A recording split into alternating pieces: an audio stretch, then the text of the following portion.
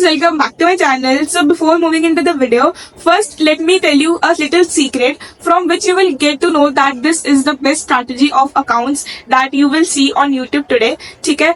And this is the story of how I went from 2 marks out of 40 in my UT to 97 marks out of 100 in my board exams. ठीक है? Shocked to hear that ना? I know. मेरे को सब पूछते हैं कि दीदी आपने से क्या पढ़ा या करा जो आप सीधा 2 मार्क्स से 97 पे जंप हो गए. ठीक है? And this is the strategy जो मैंने फॉलो करी थी.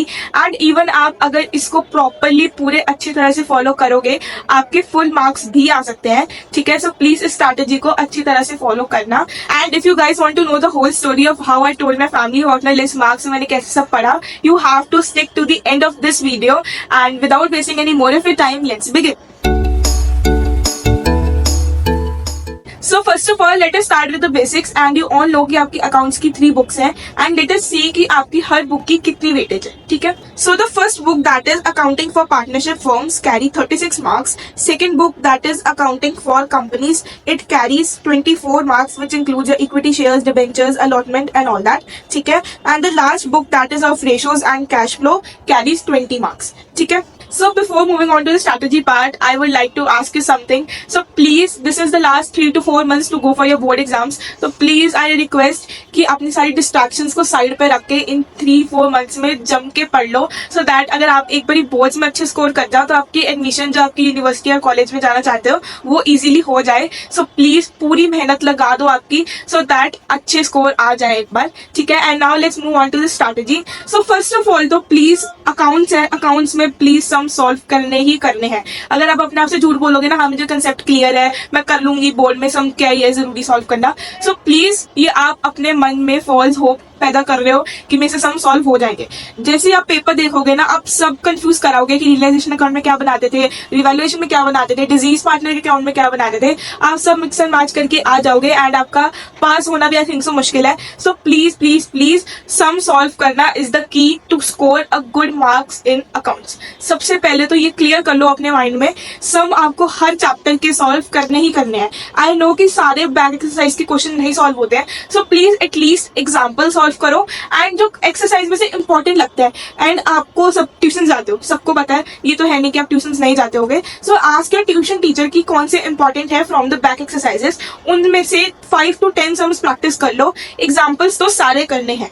ठीक है? बिकॉज बच्चे एग्जाम्पल या कुछ भी सम सॉल्व करने के बिना अकाउंट्स का पेपर आपका नहीं निकलेगा, आपकी स्पीड ही नहीं बनेगी. ड्यू टू विच अकाउंट्स में सबसे ज्यादा ये दिक्कत होती है, बच्चे जैसे एग्जाम हॉल से बाहर आते हैं दे टेल कि एग्जाम छूट गया, नहीं हो पाया, क्योंकि वो क्वेश्चन भी ध्यान से नहीं पढ़ते हैं जो पढ़ के भी जाते हैं ना एग्जाम्पल्स वगैरह. सो प्लीज क्वेश्चन पढ़ना is very very very important. ठीक है? क्योंकि जब तक आप 3 to 4 टाइम्स क्वेश्चन पढ़ो, आराम से take a deep breath and फिर उसको सॉल्व करना शुरू करो. ठीक है? क्योंकि जब आपको पता लगता है ना अच्छा इसमें तो ये करना था, तब तक आपका टाइम खत्म हो जाता है. ठीक है? सो 15 नवंबर तक आप अपना सिलेबस कंप्लीट कर लो एट ऑल कॉस्ट. ठीक है? अगर नहीं होता है उसके बाद भी आपका रह जाता है या कंसेप्ट क्लियर नहीं होते, आई विल रिकमेंड कि प्लीज 1 शॉर्ट रिविजन्स देखो. It is the best is best. ठीक है? 15 नवंबर तक सिलेबस कंप्लीट हो गया. उसके बाद सबसे कॉमन डाउट जो सबके दिमाग में आता है कि दीदी सिलेबस तो खत्म हो गया बट हमें ऐसे कहाँ क्वेश्चंस मिलेंगे जो सबसे इंपॉर्टेंट है एंड लाइकली भी है अकाउंट्स के पेपर में आने के लिए. सो उसके लिए 100 books are available in the market. But the most important and the most likely book that is available is Oswaal books. And I am not doing any promotion जैसे बाकी यूट्यूबर्स करते हैं कि this is the book you can buy, you can use my code etcetera etcetera. I am not doing any promotion. जो मैंने book use करी थी I am telling you the same कि प्लीज ओसवाल ही यूज करना. उसके most likely questions भी आते हैं, क्वेश्चन बैंक आता है, उसके बाद आपको सैंपल पेपर्स, PYQs वो सब आता है ओसवाल में. तो please I will suggest that कि आप मोस्ट लाइकली क्वेश्चंस ले लो. उसमें चैप्टर वाइज हर चीज गिवन है कि किसमें क्या इंपॉर्टेंट है. ठीक है? सो प्लीज ओसवाल आराम से आपको पास करा देगा, अच्छे मार्क्स भी ला देगा. ठीक है? बट की इज कि आपको उसको सॉल्व करना है. लाके ओसवाल आपकी साइड पे नहीं पड़ी होनी चाहिए. You have to solve each and every sum, या फिर उसकी जो प्रैक्टिस क्वेश्चंस है वो ही कर लो. बिकॉज MCQ में भी बहुत दिक्कत होती है. अगर आपके कंसेप्ट ही नहीं क्लियर तो आप कैसे सॉल्व कर लोगे. ठीक है। So once you are done with the questions कि आपने सारे क्वेश्चन प्रैक्टिस कर लिए, move on to sample papers या पीवाईक्यूज। उसको प्रॉपर्ली टाइम लिमिट लगाओ 3 आवर्स की and try to solve it within that time, ठीक है। सो उसको अगर आप प्रैक्टिस करोगे तो ट्रस्ट मी आपका कॉन्फिडेंस इतना इंक्रीज होगा ना कि सबसे पहले तो चलो क्वेश्चन गलत हो गए उसको छोड़ो, बट 3 आवर्स में आप पेपर भी कंप्लीट करोगे ना, तब भी आपको बहुत खुशी होगी कि yes I completed my whole paper within 3 hours and that too of accounts, ठीक है। सो प्लीज पहले उसको ध्यान से 3 आवर्स का प्रॉपर टाइमर लगा के सब बुक्स वगैरह प्लीज चीटिंग मत करना, आपके ऊपर ही है, आपने ही बोर्ड देने हैं, आपके मार्क्स आएंगे और किसी का क्या बुराई हो जाएगी, ठीक है। सो चीटिंग मत करना।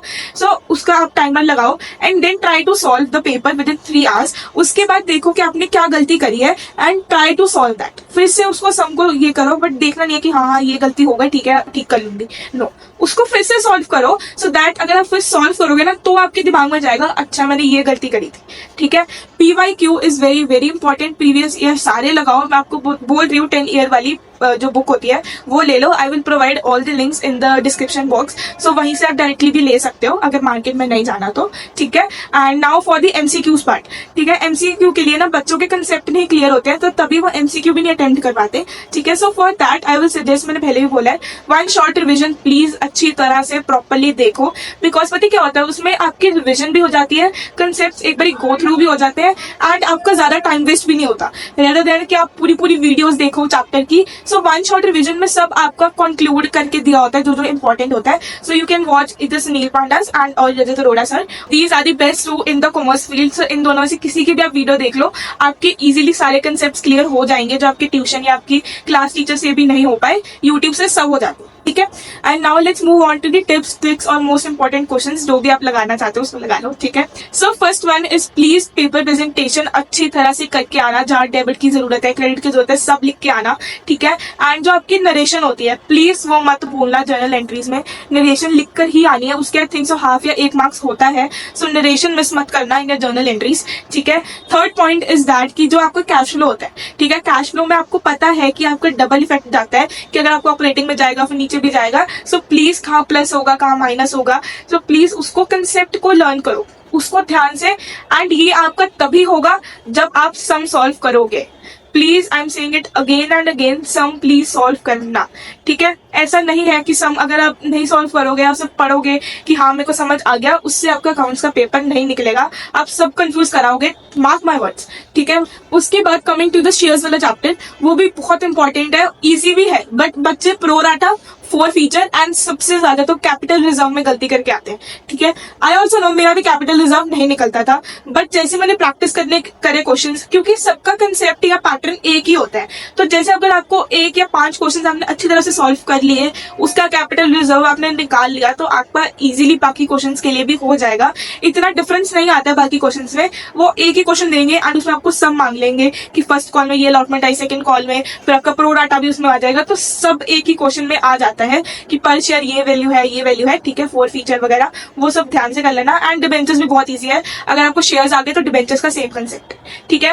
And for the ratios I will say that कि फॉर्मूलाज बाय हार्ट लर्न होने चाहिए, क्योंकि अगर आपको फॉर्मूला आता है तो रेशियो का चैप्टर बहुत ईजी है, ठीक है। एंड आपको पता होना चाहिए कि आपको क्विक एसिड का किसको बोलते हैं, लिक्विड एसिड किसको बोलते हैं, तो वो सब आपकी कंसेप्ट क्लैरिटी होनी चाहिए। एंड एज्यूमिंग कि ये सब तो आपको भी पता होगा क्योंकि अभी खत्म होने को आया time, and you have to be quick and सब आपको करना पड़ेगा, ठीक है। And now moving on to next point, that is for the partnership book, ठीक है। पार्टनरशिप बुक के लिए बहुत बहुत बहुत ज्यादा वेटेज है, तो प्लीज उसको ध्यान से कर लेना।